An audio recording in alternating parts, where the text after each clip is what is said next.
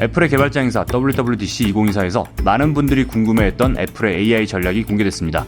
애플이 애플 인텔리전스라고 이름 붙인 이 인공지능 전략에 대해서 빠르게 짚어봅니다.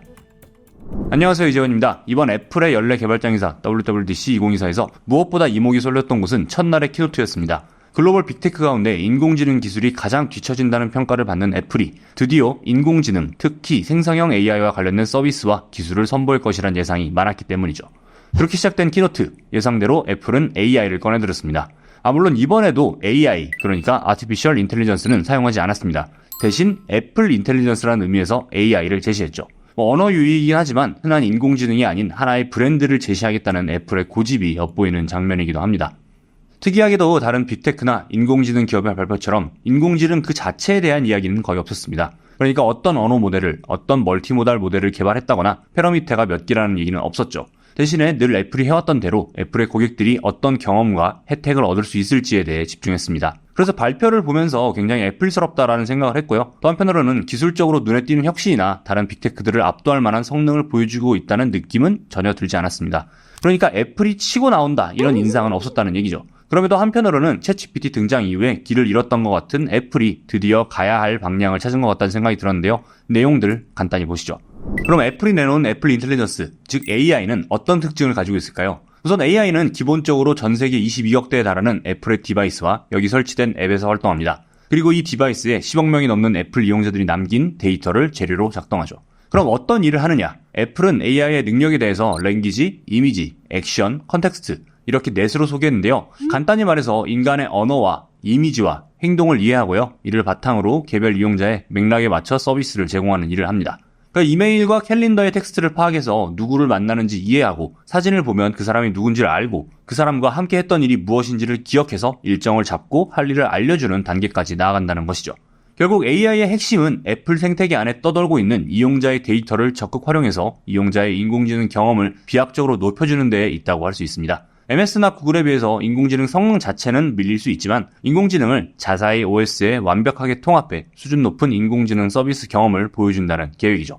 그럼 이 AI를 이용해서 애플은 어떤 변화를 가지고 올까요? 다양한 기능들을 선보였지만 눈여겨봐야 할 부분은 크게 두 가지입니다. 나름대로 이름을 붙여봤는데요. 하나는 시리의 승진이고 다른 하나는 애플만의 하이브리드 AI입니다. 먼저 13년 전에 등장했던 인공지능 비서 시리가 AI를 바탕으로 어마어마한 업그레이드가 진행됩니다. 지금의 시리는 하루 15억 건에 달하는 음성 요청을 받고 처리하고 있다고 하는데요. 문제는 그 내용이 매우 평면적이라는 것이죠. 그러니까 시리야 7시에 알람 맞춰줘, 시리야 아버지에게 전화 걸어줘 하는 식으로 구체적으로 업무를 명령해야 딱 그 일만 해주는 수준입니다. 그 인공지능 비서라기보다 사실 음성인식 앱 정도의 포지션이죠. 하지만 AI 기반의 시리는 완전히 달라집니다. 디바이스와 앱에 저장된 데이터를 학습하고 이해하고 있다가 호출되면 필요한 정보를 알아서 찾아내 업무를 수행하는 수준까지 올라왔다고 하는데요. 시키는 일만 잘하던 말단 사원에서 전체 앱을 총괄해서 결과를 보고하는 매니저로 승진한 셈이죠. 애플의 표현으로 시리는 이제 화면의 내용을 이해하는 비서라고 하는데요. 발표에 등장한 사례를 한번 보시죠.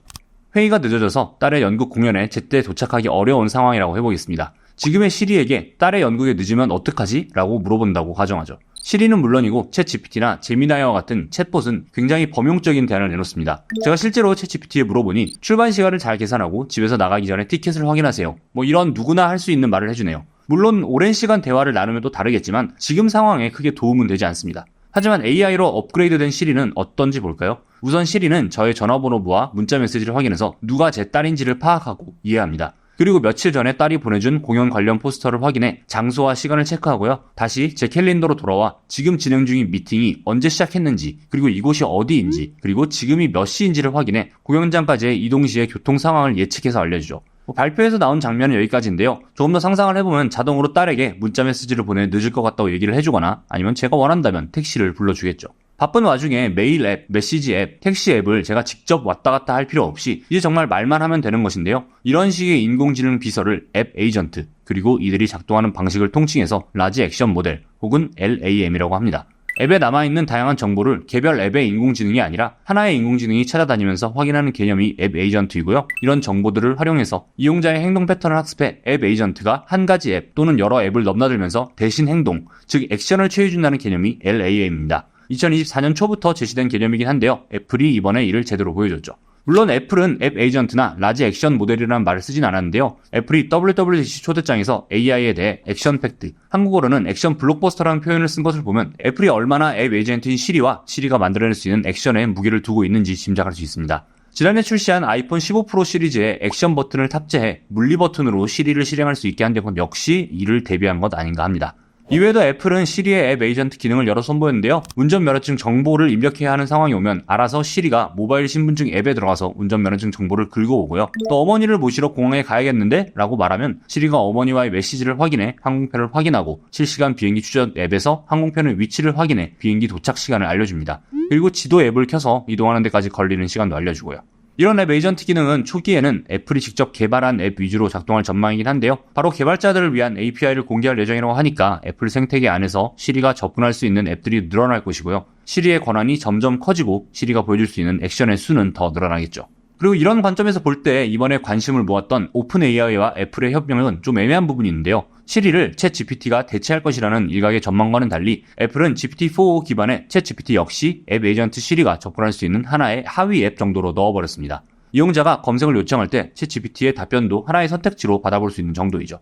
그래서 이런 방식이면 제미나이나 클로드를 비롯한 서비스들 역시 애플의 생태계에 하인 역할을 하게 될 수도 있다는 전문가들의 의견도 있습니다. 결국 강력한 플랫폼을 가진 기업, 소비자와의 게이트웨이가 되는 기업이 결국 더 큰 힘을 발휘할 수밖에 없다는 얘기죠. 이 부분에 대해서는 추후에 업데이트를 해보도록 하겠습니다. 다시 돌아와서요. AI 기반의 시리가 강력하다는 것을 알겠는데 내 앱을 다 뒤지고 다니면 보안에는 문제가 없나? 하는 생각이 듭니다. 이를 위해서 애플이 준비한 것이 애플만의 하이브리드 AI 구조입니다. 우선 애플은 AI 기능 대부분을 온디바이스 AI 방식으로 처리한다고 합니다. 아이폰 최신작에 탑재되는 A17 프로를 비롯해 맥북과 아이패드에 들어가는 M 시리즈에 탑재된 인공지능 연산용 코어, 즉 뉴럴 코어만으로도 충분히 온디바이스 AI 성능을 끌어낼 수 있다는 설명입니다. 디바이스 밖으로 데이터가 오가지 않으니 보안 걱정은 사라지는 것이죠.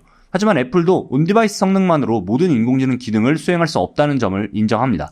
결국 서버 기반의 클라우드 AI의 힘을 빌려야 할 때가 있죠. 하지만 클라우드는 여전히 불안합니다. 데이터 유출에 우려가 있죠. 그래서 애플은 애플 인텔리전스의 추론 연산만을 위한 별도의 서버와 클라우드를 구축했습니다. 이른바 프라이빗 클라우드 컴퓨팅인데요. 이 역시 애플이 자체 제작한 애플 실리콘을 바탕으로 구축된 서버입니다. 당연히 애플의 디바이스와 그 디바이스에서 보내오는 데이터에 최적화한 서버가 되겠죠. 이렇게 구축된 하이브리드 AI 구조에서 이제 애플 인텔리전스는 이용자의 요청을 받게 되면 이를 디바이스에서 처리할지 클라우드에서 처리할지를 판단합니다. 그리고 워크로드가 디바이스의 역량을 넘어선다고 판단하면 말 그대로 클라우드로 던져버리는 방식으로 작동을 하죠. 이때 처리를 맡은 서버에서는 개인정보 유출을 원천 차단하기 위해서 데이터를 저장하지 않는다고 합니다. 또 연산 작업에 대한 접근은 모두 암호화해서 애플의 개발자들조차도 아예 접근이 불가능하다고 하고요. 누가 연산을 요청했는지조차 모르는 구조라고 합니다. 이런 식으로 철저한 보안 작업을 거쳐 서버의 연산력만 빌려오는 방식으로 구축해 안전한 인공지능을 만들었다고 하는데요. 기술적인 부분은 추후에 더 많은 정보가 공개되면 다시 한번 다뤄보도록 하겠습니다.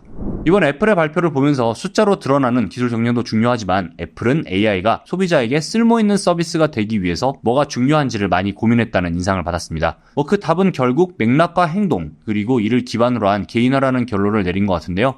애플은 가장 사적인 대화와 행동을 AI가 이해하고 있어야 완전히 개인화한 경험을 제공할 수 있고요. 그래야 쓸모있는 AI가 된다는 것을 보여주고 있습니다. 이때 이용자의 가장 개인적인 영역까지 들어가기 위해서 보안에 더욱 집중한 것이고요. 또 이러한 기능들은 마이크로소프트나 구글의 인공지능도 제공하고 있지만 단단한 생태계를 바탕으로 한 애플이 좀 더 강력한 힘을 발휘할 수 있을 것 같다는 생각도 들고요. 또 물론 이는 애플의 발표일 뿐 아직 지켜봐야 할 부분들이 많이 있습니다. 앱 에이전트로 변신한 시리의 반응 속도 문제도 있을 것이고요. 마찬가지로 온디바이스 환경에서 연산 속도 문제, 그리고 발열이나 배터리 소모 이슈도 있겠죠. 관련해서는 WWDC가 끝나고 조금 더 자세한 소식들로 돌아오겠습니다. 네, 오늘 준비한 이야기는 여기까지입니다. 오늘도 재밌게 보셨다면 구독과 좋아요 부탁드립니다. 감사합니다.